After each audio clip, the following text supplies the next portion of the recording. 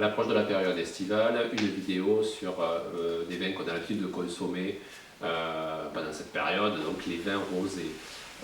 Tout d'abord, qu'est-ce qu'un vin rosé? C'est un vin élaboré à partir de cépages à peau noire qu'on va vinifier en blanc, c'est-à-dire avec des durées de macération très très courtes. Donc on n'a absolument pas le droit en France de mélanger les deux couleurs, rouge et blanc, pour obtenir du vin rosé, à un seul cas de figure près, en fait, c'est la Champagne, cas particulier où on a des champagnes rosés qui sont des champagnes de macération, et vous avez des champagnes rosés qui résultent de l'assemblage de vin rouge dans l'appellation coteaux champenois au champagne blanc traditionnel pour obtenir cette couleur rosée. Mais bon, c'est un cas particulier, on y reviendra plus précisément dans une vidéo dédiée au champagne. Donc on revient au vin rosé tranquille. Donc il existe trois typicités de vin rosé. Donc vous avez la première, c'est les rosés de pressurage, obtenus par simple pressurage. Donc là on a des temps de contact entre le mou et les peaux de raisin qui est très très faible. Donc on a des couleurs très très claires qui vont aller du rose pâle. On parle également des fois on emploie le qualificatif gris pour définir ces teintes. On parle d'œil de perdrix, de pelure d'oignon, et on a des vins qui ont une structure qui s'apparente à celle des vins blancs légers vifs, donc voilà, très peu de tanins, très peu de structure, et un côté très léger, très frais, avec une bonne acidité en bouche.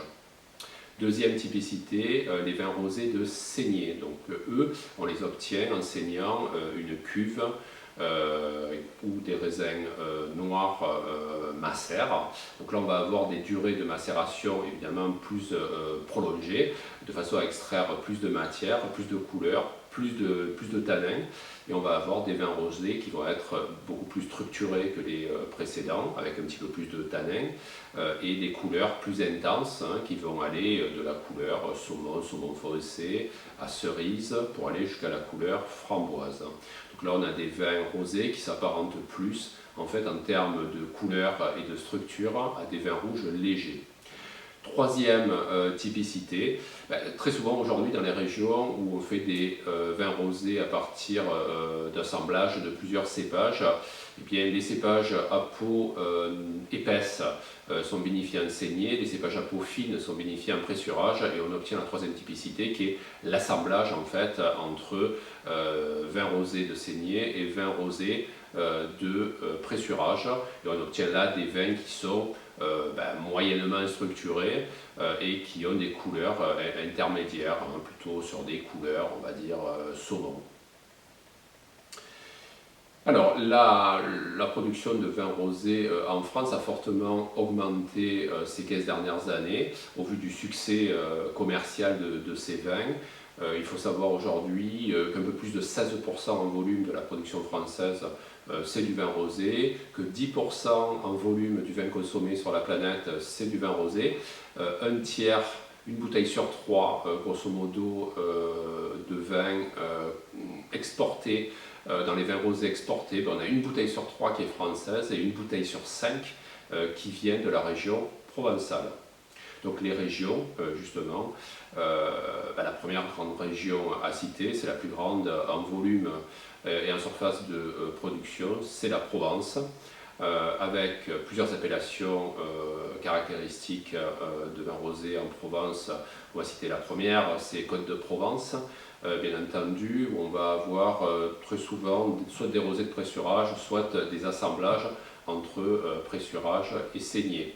Vous avez ensuite l'appellation Bandol, où également là on va se retrouver avec des assemblages de pressurage et de saignée. Ensuite, deux autres appellations plus petites, un petit peu moins connues, et pourtant on a des rosés de très très haute volée dans ces deux appellations-là. L'une se situe dans les Bouches-du-Rhône, au sud-est d'Aix-en-Provence, c'est Palette, et l'autre va se situer dans les Alpes-Maritimes, au nord de Nice, et c'est l'appellation Pelé. Voilà aussi où on a des assemblages entre saignée et pressurage. Deuxième région à citer, on a des rosés aussi caractéristiques et d'une qualité exceptionnelle.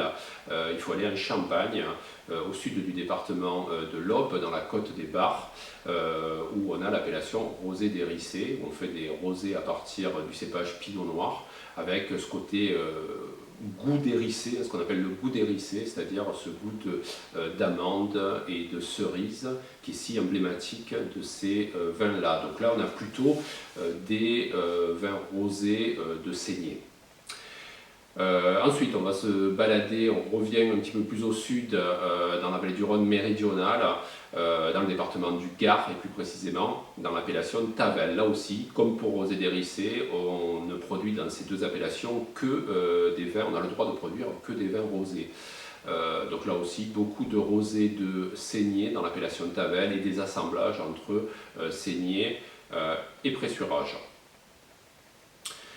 Donc voilà pour vraiment les régions principales de production de vins rosés, sachant que, étant donné le succès de la couleur de ce vin aujourd'hui, toutes les appellations en France et toutes les régions se sont mises à produire un petit peu plus de rosé. Mais à retenir quand même ces trois principales régions emblématiques de la couleur de ce vin en France. Alors quelques notions maintenant de service, d'accord, de garde. Alors en termes de garde, les vins rosés de pressurage, je vous conseillerais de les déguster entre 1 et 3 ans. Voilà, il ne faut pas les garder, il faut les consommer plutôt jeunes. Les vins rosés de saignée peuvent être de garde, alors entre 5 et 10 ans, ça va dépendre un petit peu des domaines, de l'appellation, des millésimes. Pour maintenant les températures de service, les vins rosés de pressurage, ils vont se servir aux mêmes températures que les vins blancs légers vifs, c'est-à-dire aux alentours de 8 degrés, qui sont vraiment caractérisés par une bonne acidité, une bonne fraîcheur. Les vins rosés de saignée, eux qui s'apparentent plus à des vins rouges légers, on va plutôt les servir entre 10 et 12-13 degrés maximum. Au niveau des accords, les vins rosés de pressurage vont s'accorder à merveille avec des plats de poisson cuits à la vapeur, des pois de poisson en court-bouillon, des sushis, bien entendu des plats méditerranéens également par excellence. Alors, je pense à l'aïoli, je pense à la soupe de poisson, à la bouillabaisse, à des petits farcis de légumes. Et puis fromage, préférentiellement des fromages de chèvre. Pour les vins rosés de saignée, donc là on va plutôt aller sur des plats de viande blanche, sur des plats de volaille. Alors, éviter les sauces parce qu'on a quand même des structures légères, et puis les plus grands d'entre eux peuvent s'accorder même à des viandes rouges, je pense de belles pièces de bœuf braisées. Mes coups de cœur dans les vins de cette couleur, le premier que je vais citer, que je considère comme le meilleur vin rosé français, le meilleur vin rosé au monde, il se situe donc dans la toute petite appellation Palette au sud-est d'Aix-en-Provence. C'est le Château Simone, je vous en ai amené une bouteille aujourd'hui. Donc là on a un vin qui, par ses qualités et ses caractéristiques, fait penser vraiment à un grand cru bourguignon, par sa finesse, par son onctuosité. Donc là on a un vin qui va vraiment s'accorder à merveille avec des plats de viande rouge braisée, par exemple, de belles pièces de bœuf. Voilà, on a un vin qu'on va retrouver à la table des plus grands restaurants étoilés français et dans le monde. C'est vraiment le grand rosé de gastronomie par excellence. Deux coups de cœur dans l'appellation Bandol, donc le château de Pibarnon et le domaine Templier, voilà, pour leur exceptionnelle finesse.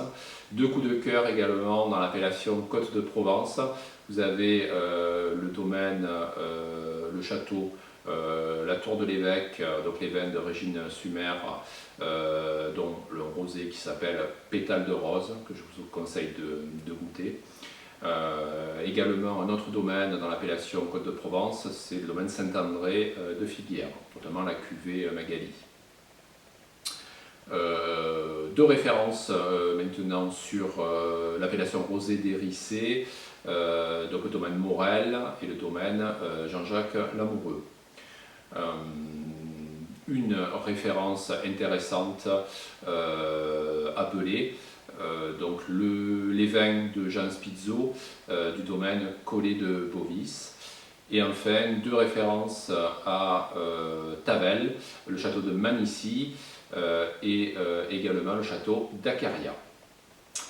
Voilà, donc on termine cette vidéo sur les vins rosés. Je me ferai un plaisir de répondre à toutes vos questions, suggestions, remarques concernant donc les vins rosés. Et d'ici là, je vous souhaite de bonnes dégustations avec l'été qui s'annonce.